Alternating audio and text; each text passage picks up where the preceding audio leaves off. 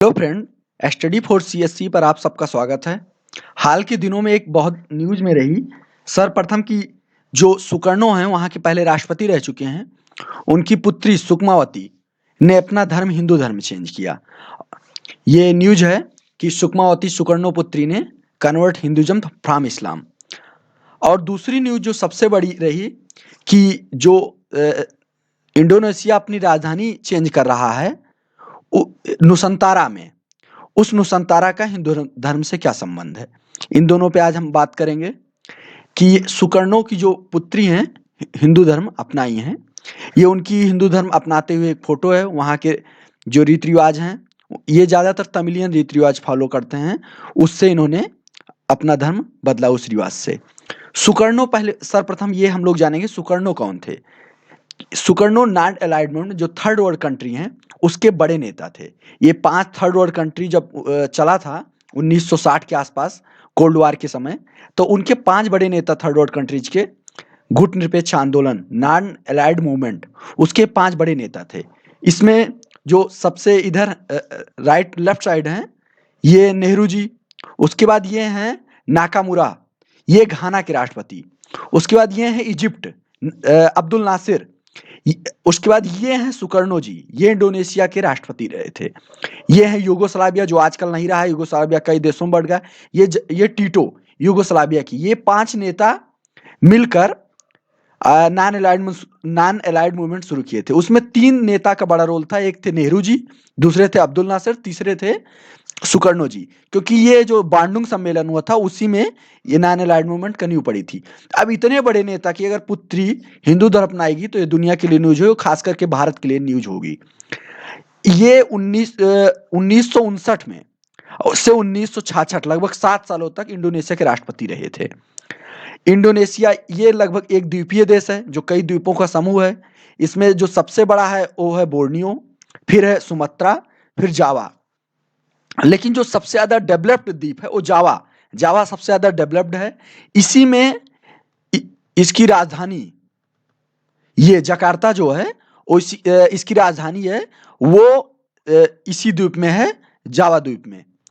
अब हम लोग ये देखेंगे कि दुनिया की सबसे मुस्लिम बड़ी पॉपुलेशन, अगर किसी सबसे ज्यादा दुनिया की मुस्लिम पॉपुलेशन जो है वो पूरे दुनिया में सबसे ज्यादा इंडोनेशिया में निवास करती है। और एक मुस्लिम देश की राष्ट्रपति की बेटी हिंदू धर्म बदल रही थी, इसलिए बड़ी न्यूज थी। सबसे ज्यादा जो मुस्लिम्स हैं इंडोनेशिया, फिर पाकिस्तान, फिर इंडिया में।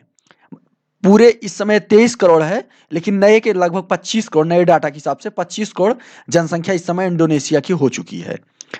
अब दूसरी एक न्यूज आई कि नुसंतारा जो इंडोनेशिया अपनी कैपिटल जो है जकार्ता, ये जकार्ता पहले कैपिटल थी, उस कैपिटल को चेंज करके और अपनी नई कैपिटल, हिंदुस्तान टाइम्स की ये न्यूज है कि न्यू कैपिटल अपनी नुसांतारा चेंज की, जो बन रही है, अभी डेवलप्ड स्टेट में है, अभी जकार्ता ही है, लेकिन ये कुछ सालों में पिछले 2030 तक इन लोगों का है कि नुसंतारा चेंज कर दी जाएगी।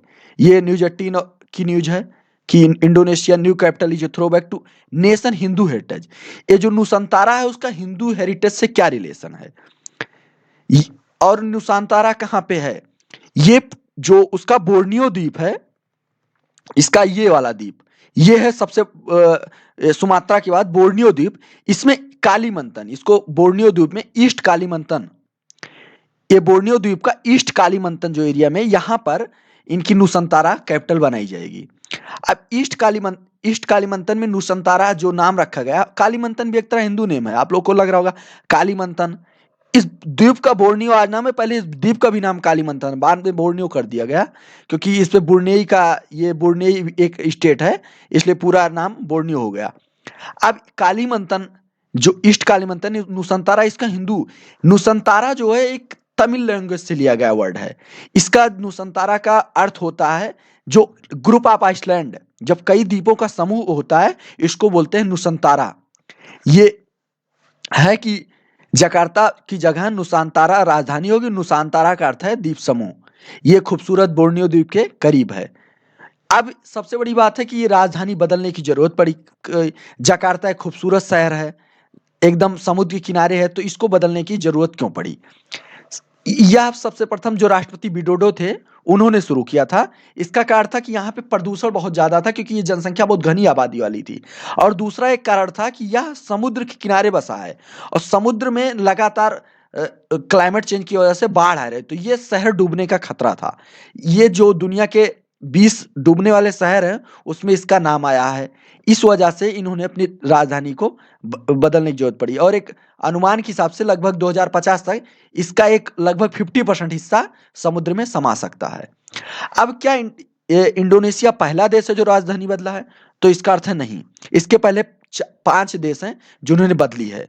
मलेशिया ने 2003 में अपनी राजधानी बदली थी। उसके पहले राजधानी थी पुत्रजया, जो एक तरह हिंदू नाम, अब कुआलमपुर है। म्यांमार की रंगून से न्यापिदा।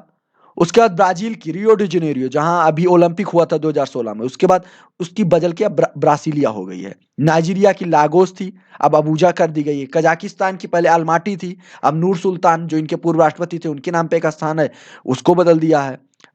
और उसके बाद ये जो इंडोनेशिया है, ये इसके इतने हिंदू समृद्ध हिंदू संस्कृति के होने के कारण क्या है, इस बारे में आज हम लोग बताएं, आप लोगों को बताएंगे आज।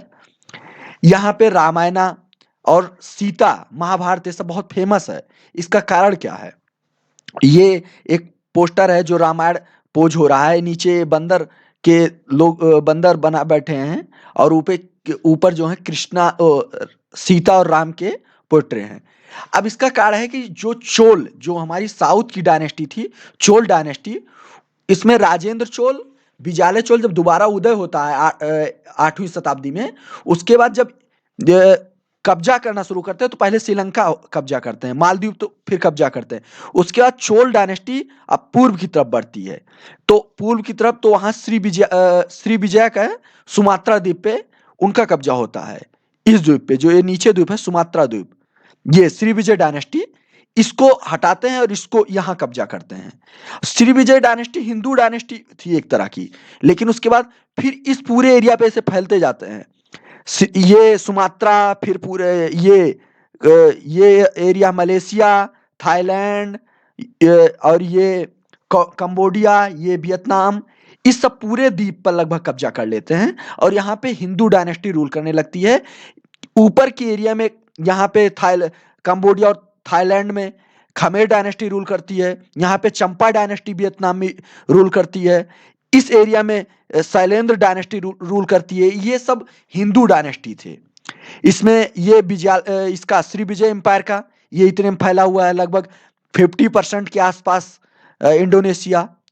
ऊपर खमेर डायनेस्टी है, ये खमेर डायनेस्टी, इधर चंपा डायनेस्टी वियतनाम में।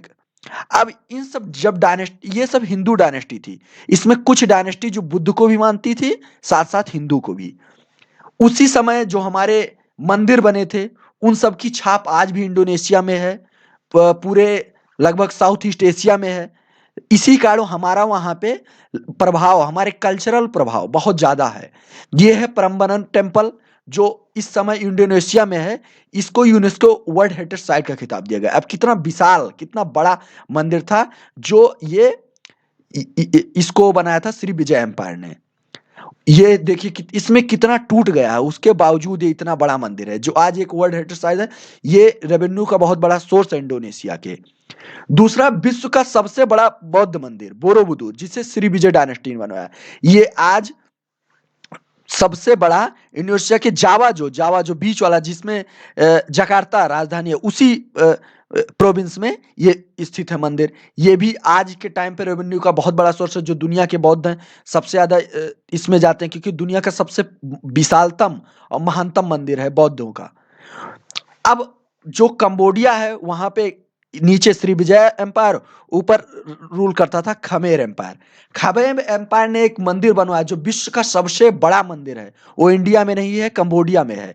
ये मंदिर है पूरा सबसे बड़ा मंदिर। वहां पे मोदी जी भी गए हैं, ये मोदी जी ने वहां सिग्नेचर किया है। ये विश्व का, दुनिया का सबसे बड़ा मंदिर है, ओंकार वाट मंदिर। उसके बाद अब उसी साउथ ईस्ट एशिया में मलेशिया में ये तमिल, ये है मुरुगन, जिन्हें हम लोग कार्तिकेय कहते हैं।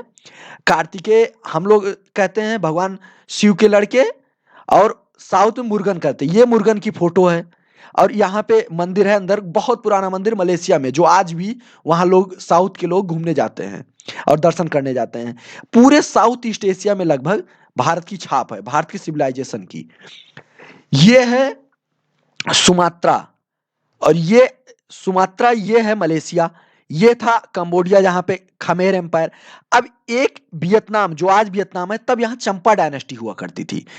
इस चंपा डायनेस्टी में अभी भी हमारे external affairs minister S Jaishankar ने ये ट्वीट किया था, वहां पे एक शिवलिंग मिला था, हमारे एसआई ने खोजा था, ये शिवलिंग की फोटो है। इसका अर्थ होता है कि हम लगभग पूरे साउथ एशिया में हमारा कल्चरल, जब ये इसलिए इतना सेफ रहा क्योंकि ये जमीन के नीचे दब गया था, इसलिए आज भी इसकी फोटो देखोगे एकदम सेम सुरक्षित है। इसका कार्य है कि जमीन के नीचे दब गया, जिससे सुरक्षित रहेगा। पूरे लगभग साउथ ईस्ट एशिया में भारत की हिंदू धर्म की, हमारे कल्चर की एक बहुत बड़ी छाप है।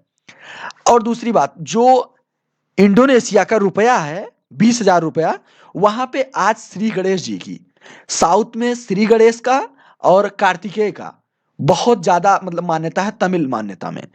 अब इस उनके देखिए कि इंडोनेशिया के नोट में किनकी फोटो है, श्री गणेश की, 20,000 रुपया, वहां रुपया बोलते हैं, रुपया के 20,000 नोट में श्री गणेश जी का फोटो है।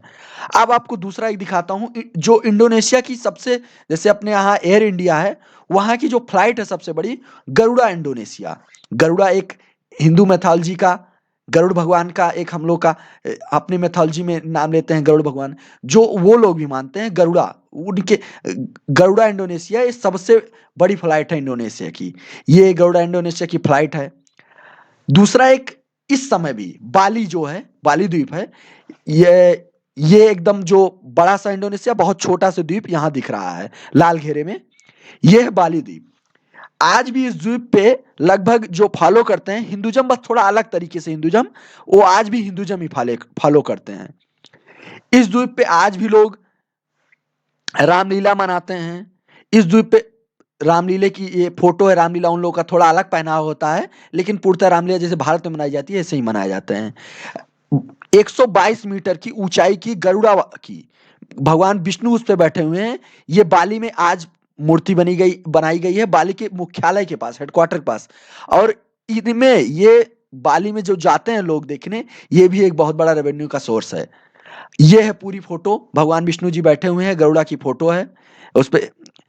ये बाली में ही गवर्नमेंट द्वारा एस्टेब्लिश गया, जो बाली की लोकल गवर्नमेंट है, भगवान देवी सरस्वती जी की एक मूर्ति पूरे एस्टेब्लिश की गई है। इससे ये पता चलता है कि हमारा जो कल्चरल छाप है वो बहुत ज्यादा है, खास करके साउथ ईस्ट एशिया में। ये हमारा कल्चरल छाप नॉर्थ की तरफ था, लेकिन उसको नष्ट किया गया, जैसे था बामियान बुद्धा, उसको तालिबानियों ने नष्ट कर दिया, लेकिन यहाँ पे आज भी ये बना के रखे हैं, और इनके रेवेन्यू का सबसे बड़ा सोर्स है, भले मुस्लिम देश होते हुए भी। इसलिए कहूंगा कि हमारा रिलीजन कुछ भी है, लेकिन आज इंडोनेशिया का रिलीजन भारत से मेल नहीं खाता, वो लोग मुस्लिम हम लोग हिंदू, लेकिन वो लोग अपने रिलीजन को, अपने एंशियंट को पूर्णतः छोड़े नहीं हैं। वो अपना नाम भी ऐसे रखते हैं, जैसे सुकमावती, सुकर्णो, जैक विडोडो, ये सब नाम जो है वो खास करके हमारी संस्कृति का है। इस पे हमें गर्व होता है कि हम किसी भी धर्म के लोग हों, लेकिन एक जो इनक्रेडिबल इंडिया का ख्वाब है वो दिखता है कहीं नहीं, इससे एक भारत को और हम लोगों को सबको एक बहुत ही गर्व होता है। आप लोग हमारे चैनल को लाइक कीजिए, शेयर कीजिए, सब्सक्राइब कीजिए। धन्यवाद।